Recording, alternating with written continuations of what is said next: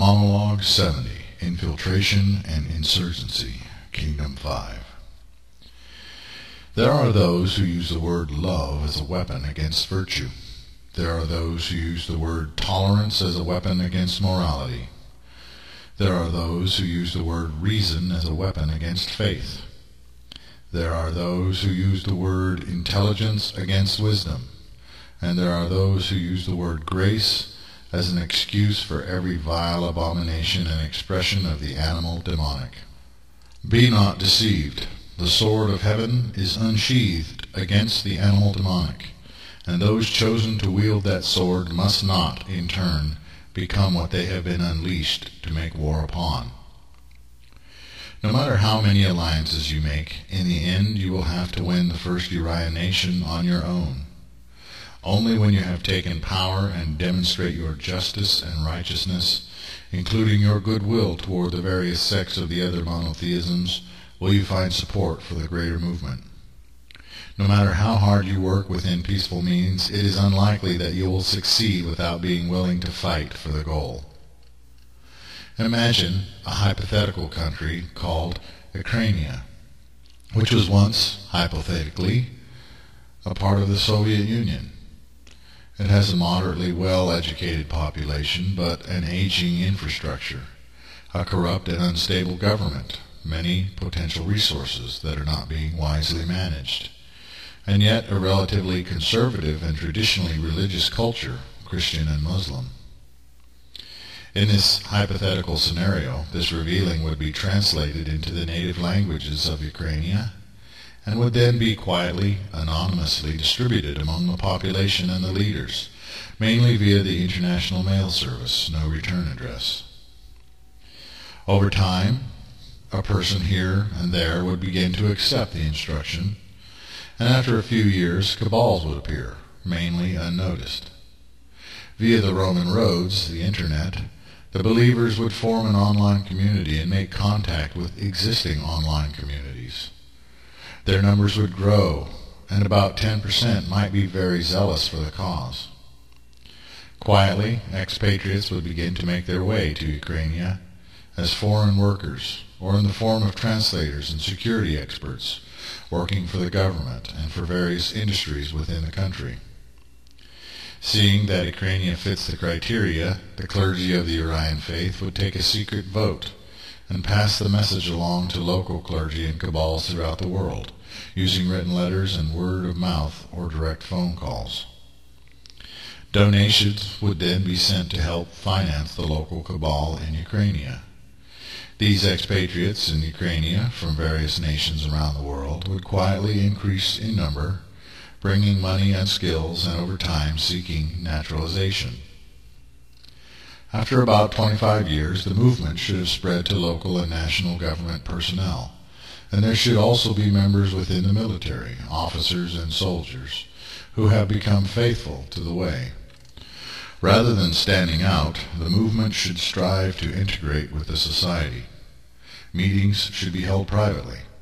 There should be networking and the building of peaceful bridges with other religious sects. The children of Elyon should obey the laws and act as a positive force within the nation, becoming an influence in politics and society to restore traditional moral values. A handful of believers would eventually become 100,000 members. There would be those unbelievers and critics who see what is going on, but there would also be high-ranking members of the faith in positions of the government. 35 years would pass before a sizable portion of the population accepted or were friendly toward the movement, and at that point a new president might come into power as a reformer, with a complete vision of reformation prepared beforehand.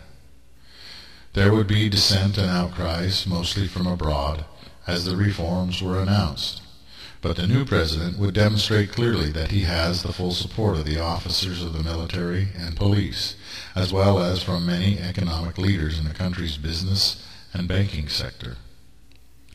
This scenario lays out the easy way. The reforms that would be announced and implemented will be described in later discussions. A more difficult path to victory would arise if a majority religion of hypothetical Ukraine took a vocal and public stand against the way of spirit and truth. You must also expect to hypothetically face competition for control of the country, from factions loyal to the Russians or agents working for the United States and its allies, as well as from communists and Islamic militants. Islam does not cooperate well with other monotheisms and always seeks to Islamify native societies, and you should tolerate aggressors. For this reason, do not place all your proverbial eggs in one basket, but seek to sponsor and instigate movements in many parts of the world, and be ready to adapt and shift more support to one area and less to another, depending on how things are going. Like water, be changeable, flowing with, over, around, under, or wearing straight through whatever obstacle may present itself. In the same hypothetical country of Ukraine, however, you could simply go deeper underground if the need arose, or flee and migrate out of the country, scattering like seeds spreading on the winds in 4 directions. There is also the option to take a stand, launching a coup d'etat revolt, and or switching to a guerrilla warfare footing. Insurgency, guerrilla warfare, is the hard way, and it is a double-edged sword, in that it causes damage to the civilian, economic, and logistical structures of the country. It also polarizes the situation and alienates you from many non-Urian factions. In the hypothetical nation of Ukraine, the hard way would involve a sudden overthrow and seizure of the government and the country, by focusing your infiltration on the military and police forces of that nation. Before that happened, you would have to destabilize the existing regime, while also winning popular support among the civilian and military population of the country. When waging a guerrilla campaign, still speaking hypothetically about a hypothetical country, you must accept that there is no way to do this cleanly and sweetly. The revolutionary mindset is a passionate and zealous mentality. The mission of each order would remain the same, however, only the focus would almost entirely shift to the red and green orders of the faith. Working both on a political and militaristic front while also expressing yourselves charitably would win the people to your cause. Yet, as I have said, hypothetically, there is no clean or sweet way to wage a guerrilla war. Hypothetical assassination, sabotage, bribery, and a general strategy of undermining the government of Ukraine would be the standard method. However, I warn you sternly not to rape, torture, rob, kidnap, or otherwise behave in a barbaric and cruel fashion even toward your enemies. Hypothetically speaking, powerful and decisive strikes that are well coordinated and well planned against command, control, and communications are used to cripple your enemy, always seeking to remove the head of the serpent. Other targets would hypothetically include the energy grids and primary transit hubs, like bridges, train tracks, and enemy supply lines, in order to limit the enemy's ability to resupply and move freely. The Robin Hood approach is also highly beneficial, in that you take from the rich, as in raiding warehouses, and give to the poor, while always commandeering the weapons, equipment, uniforms, and other supplies of the enemy army to supply your own. Seizing television and radio stations, distributing your own pamphlets and flyers, the use of preachers, teachers, and political rallies puts your side of the story out there and will increase your numbers. And indeed, in the days before launching a full revolt, it would be essential to tie up and limit communications with the outside world in order to prevent the present regime from wiring the nation's money out of the country into their private accounts.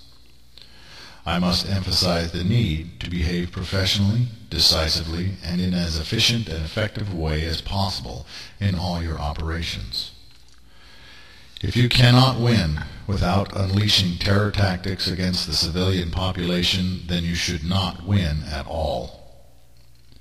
Having said this, there is absolutely no way to wage a revolution or a conventional war without some civilian casualties, or in military terms, collateral damage. The truth is, however, that many powerful nations have had their hands tied by their liberal political and social elements within their societies, who have placed so many restrictions on their armies as to render them ineffectual. The fear of death and attachment to material life arising from atheist, agnostic, and hedonistic views are also crippling to an army.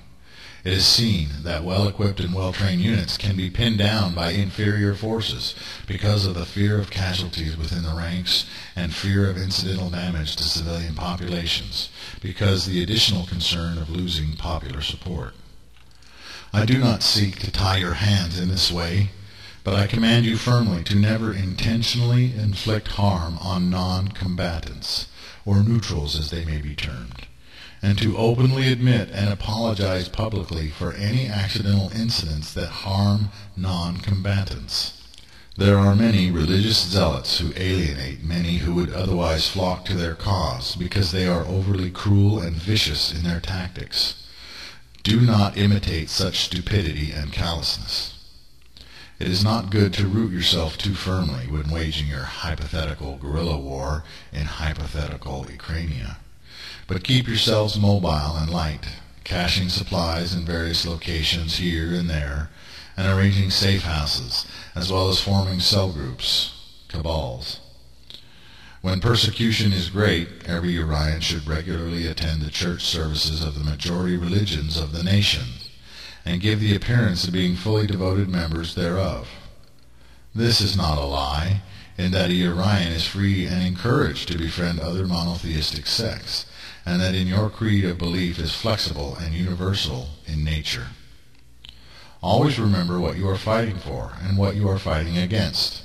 Do not lose sight of the goal and the vision of the kingdom of God manifested on the earth. Some will see all that I have written as sinister and evil.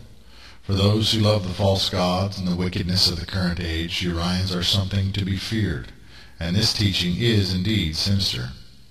For those who love darkness, light is darkness. For those who love immorality, the moral are immoral. For those who view God and the archangels as foolish superstition, you are primitive throwbacks and outdated anachronisms, fighting for a God and a way of life that is tyrannical and fascist. It is pointless to argue with your enemies, but when given the opportunity, do not hesitate to state your position and your own views, speaking your truths without apology or debate. Many are the revolutionary factions and rebel groups in the world who seek to overthrow this government or that government, and to carve out for themselves their own piece of the global pie. Few are those who have an actual design or plan of action, should they succeed in their efforts. And when the rebels win, what often follows is instability, chaos, infighting, and eventually more rebellion. What I give you hereafter will provide you with a clear plan of action once victory is achieved, with an unambiguous vision and agenda to implement once the non-hypothetical Ukrainia arises on the world stage. Ukrainia is not a specific place. It is an idea and can arise anywhere and in many places all at once. Overall note: there are those religious and spiritual people who will regard the instructions in these sections of the book of Elyon as evil, sinister, or outright ungodly. I would say to the squeamish and timid that you should study the Old Testament history of Israel, the commands of Moses to the Israelites. You should also study the origins and birth of Islam, and also the founding of modern Israel. Note also Revelation 22:14 through 15, which describes clearly those who must be purged from the kingdom of God, the walls of the New Jerusalem. Good intentions, prayers, and waiting for divine intervention will only give victory to the wicked. If angels have instituted marching orders of a militaristic nature before, why would they not do it again?